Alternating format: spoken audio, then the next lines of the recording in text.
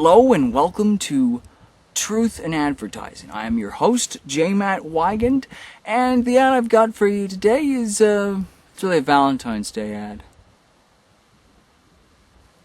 I'm sorry, it's 5 weeks late, but I'm a procrastinator. Or it will take more than 10 months because of technical problems and procrastination. And ultimately, I say this is better. You know, you've had time for that to sink in and for you to realize what a strange holiday it is. Anyway, you were probably informed of its approach by a significant other, or if you're very sad and pathetic like myself, your antivirus told you. Or maybe Pandora incessantly showed flower ads and chocolate ads and jewelry ads, because those are the three presents that are constantly used on Valentine's Day.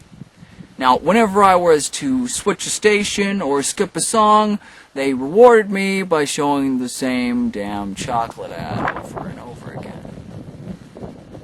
So here's that ad.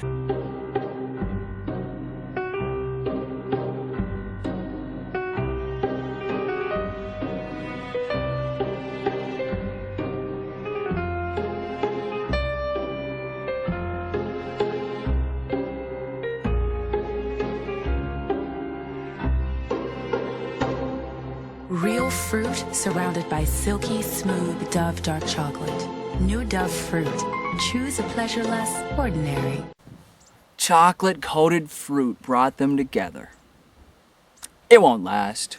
I give it 5-6 years, but then I'm an optimist, so.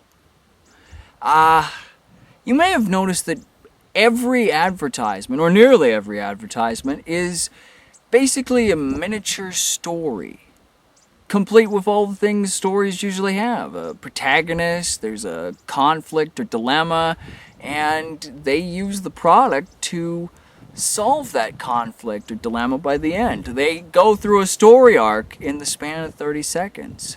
Here, our heroine uses a trail of clues to get the guy. The hero's journey.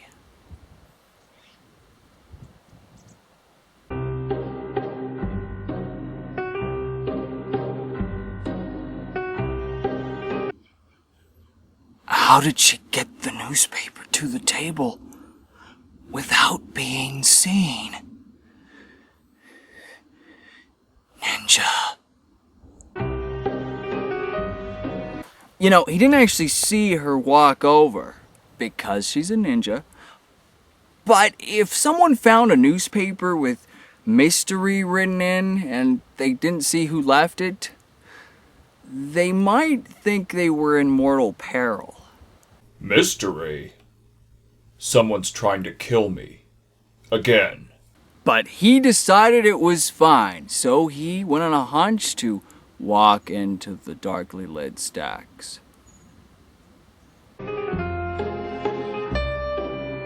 This isn't an isolated incident either. She does this sort of thing to her boyfriends all the time. Michelle, have you seen my car keys? Yes, I have. I don't have time for this morning. I'm in charge of the carpool. Find me where dreams and nightmares are born. My keys are in my pillowcase? No, but the first clue is there. She really likes puzzle solvers. Hey, babe, I just finished Myst. Take me now. Oh, okay. Maybe she's attracted to puzzle solvers because she hopes they'll solve the puzzle of how to give her an orgasm.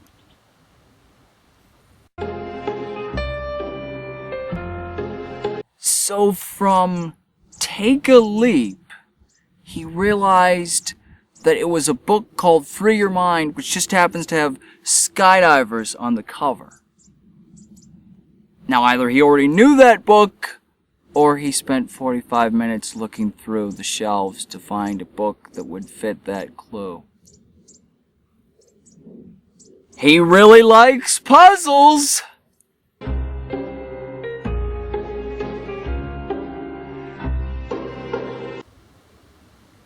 So, Live Your Fantasies led to a book called The Last Place, which has the words heating up circled, which led to him pulling back the books and finding her at a table.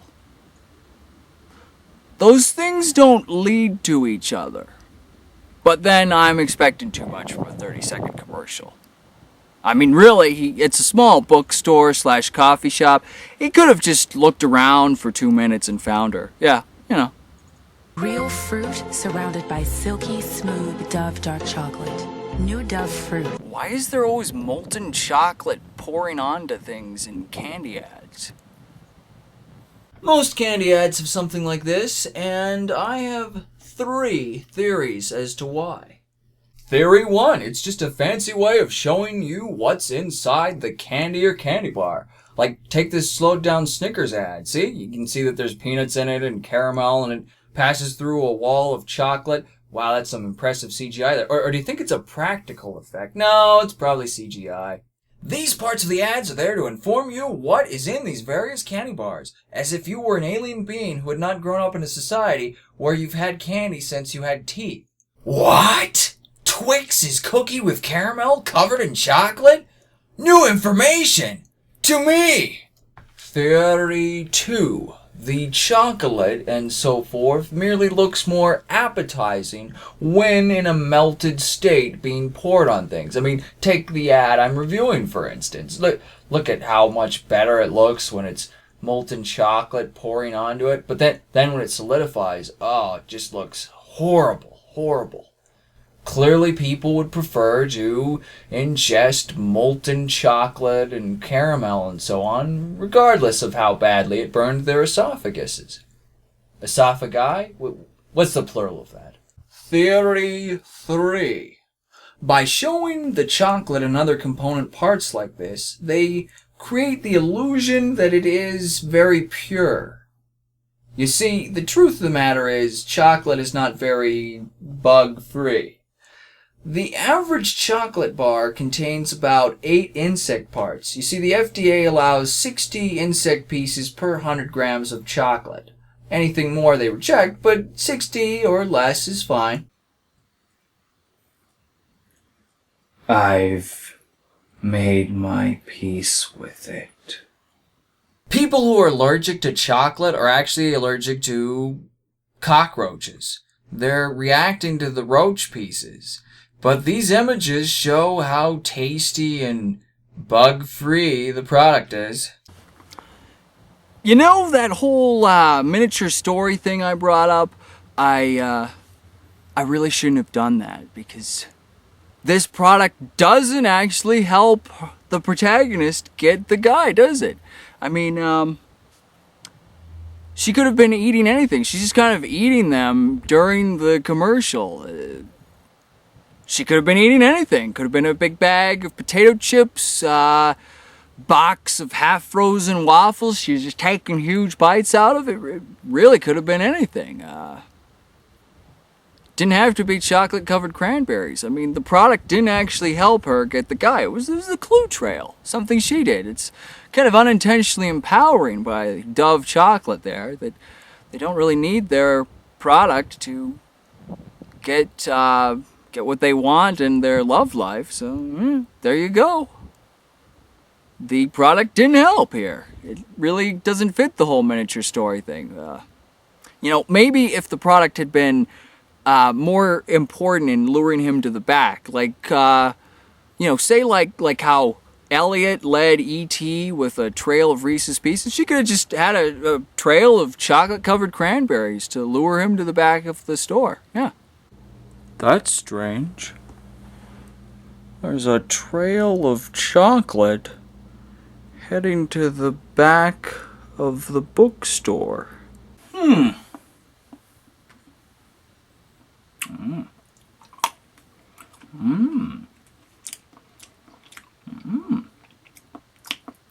know, the last time I followed a trail of candy to a secluded room, I got chloroformed.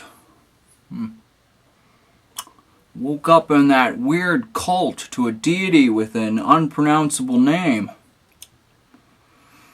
What are the odds that would happen again?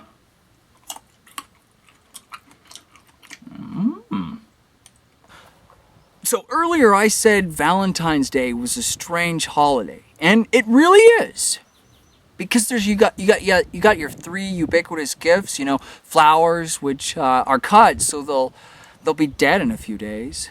Nothing is better for your loved ones than reminding them of death. Flowers. Then you got, of course, jewelry, which are just kind of overpriced baubles that really don't have much value to them at all. Someone needs to go after the jewelry industry, and perhaps it will be me, but not today. Because today was more about chocolate, the third ubiquitous gift. Certainly this was interesting, given this was a unique commercial. She was eating the chocolates, he wasn't giving them to her, so she was sharing them with him. But chocolates have a weird mixed. They're a box of mixed messages, because certainly women are usually worried about their weight. So I guess if you give them a box of chocolates, you are saying, sweetie, you're not fat, or I wouldn't give you a box of chocolates, right? Right? Of course, then again, maybe by giving them a box of chocolates, you're saying, but she could stand to put on a few pounds. Chocolates, a box of mixed messages. And they'll be eaten in a few days too, so they're kind of a really transitory, crappy gift too, just like the flowers. But those are the three big ones on Valentine's Day.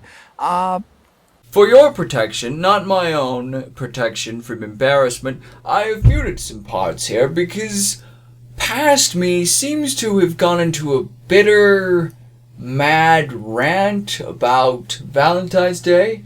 Let's return to it for a moment to get you an idea of it.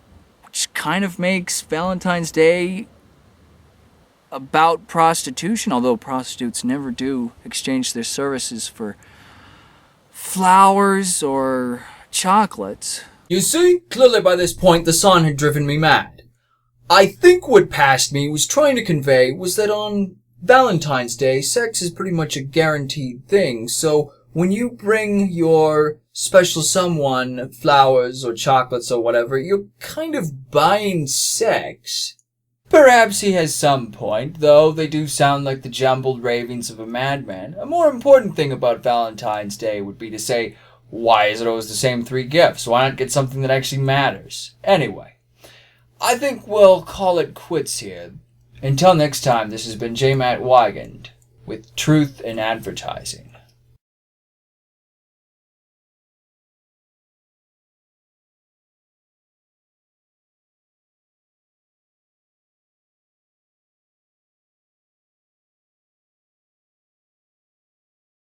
Dun, dun, dun!